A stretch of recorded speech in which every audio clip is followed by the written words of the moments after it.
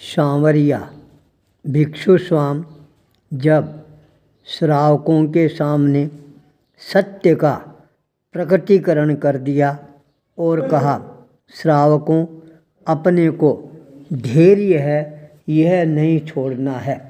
इसलिए थोड़ा सा आत्मचिंतन करने के पश्चात अपन आगम सम्मत बातें हैं उनको अपने गुरु के सामने प्रस्तुत करने का प्रयास करेंगे।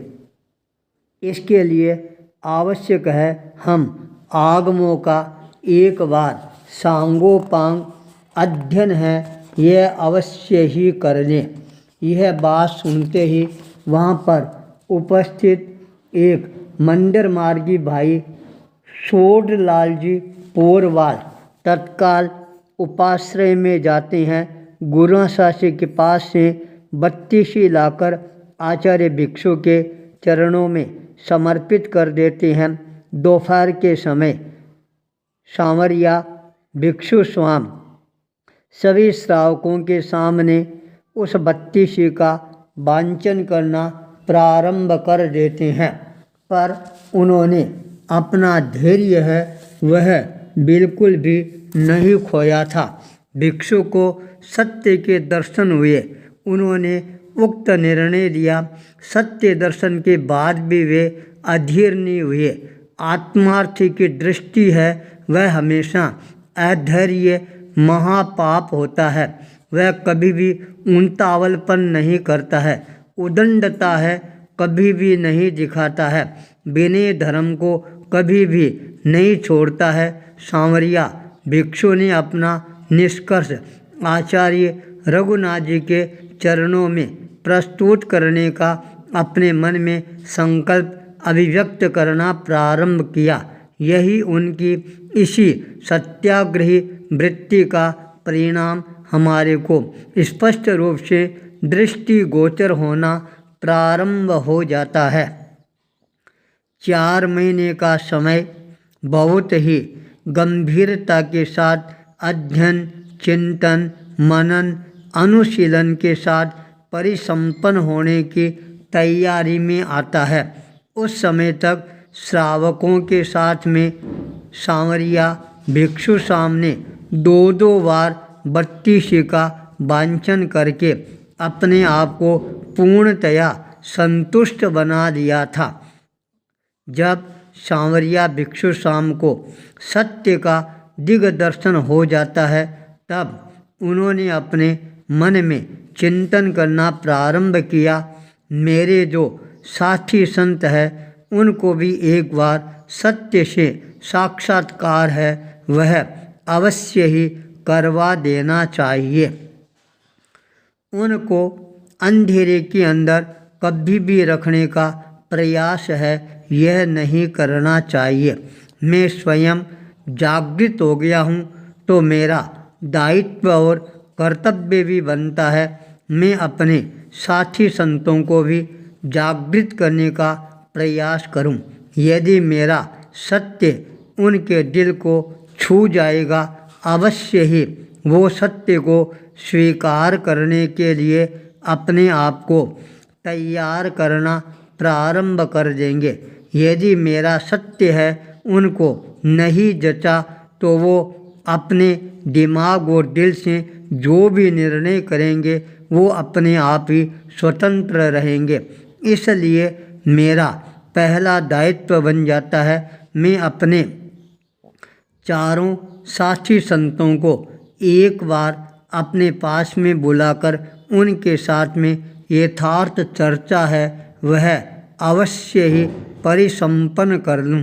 तत्काल सांवरिया भिक्षु स्वामी ने मुनि वीरभान जी, टोकर जी, हरनाथ जी, भारमल जी को अपने निकट बुलाया और कहा, देखो आचार्य रघुनाथ जी ने हमारे पर विश्वास किया, हमारे को राजनगर चातुर्मास करने के लिए यहाँ पर भेजा।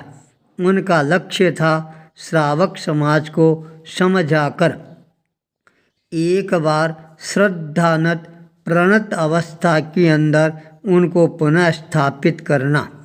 हम यहाँ पर आए श्रावकों को मैंने समझाने का प्रयास किया। उस समय मेरे मन के अंदर गुरु के प्रति मोह का आवरण है वह बहुत ही ज़्यादा तीव्र था। इसलिए मैंने गुरु के मोह में आकर गुरु के वचनों को एक बार यथार्थ के धरातल पर उतारने के लिए श्रावक लोग जो सत्य बातें कह रहे थे उनको भी मैंने असत्य ठहराने का प्रयास किया। केवल एकमात्र मेरा उद्देश्य था गुरु के शब्दों को सही रूप में चरितार्थ कर देना।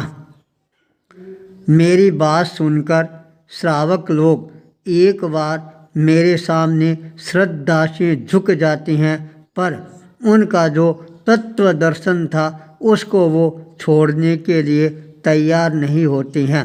मेरे भीतर भी आषाढ़ी तेरस के दिन जब अंतर चेतना का जागरण होता है तब मैंने अपना सिंहावलोकन करना प्रारंभ किया।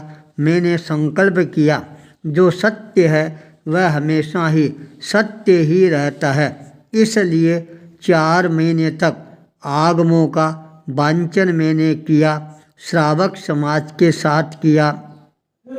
जो मेरे को तत्व सामने प्रकट होकर आया उस मक्खन को मैं आज तुम्हारे सामने प्रस्तुत करना चाहता हूँ। साधु का श्रद्धा और आचार आगमों में किस रूप में वर्णित है यह बताया गया है।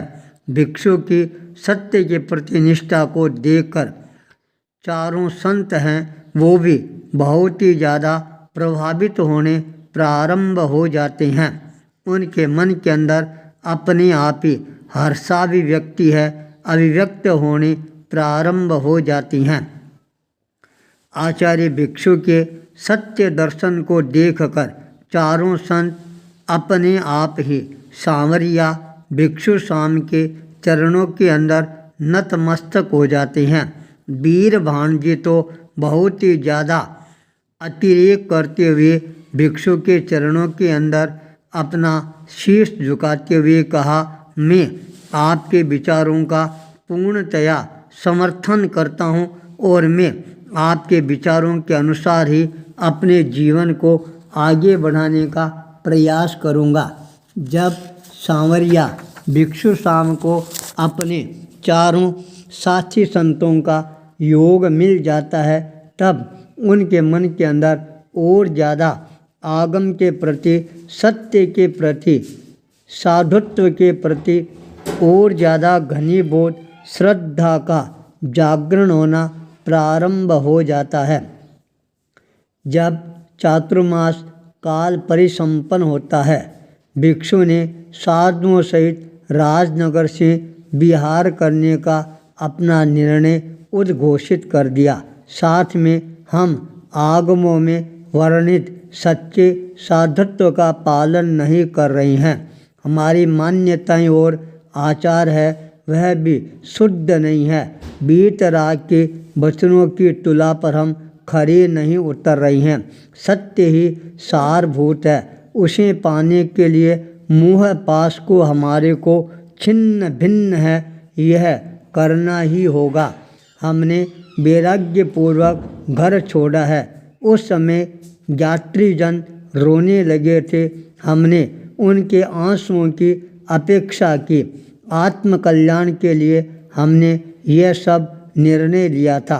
अब इस प्रकार जीवन व्यतीत करने से आत्मकल्याण नहीं हो सकता है।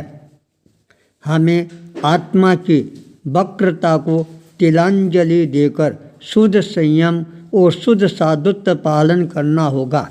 मैं आचार्य देव के सम्मुख जो भी सत्य है मैंने समझा है वह रखने का प्रयास करूँगा और शुद्ध साधुत्व के पालन के लिए प्रेरणा भी अपनी तरफ से प्रदान करने में कोई प्रकार की कमी नहीं रखूँगा। यदि मेरे गुरु समझे तो मुँह पास को छिन्न कर अलग हो संयम की साधना करूँगा।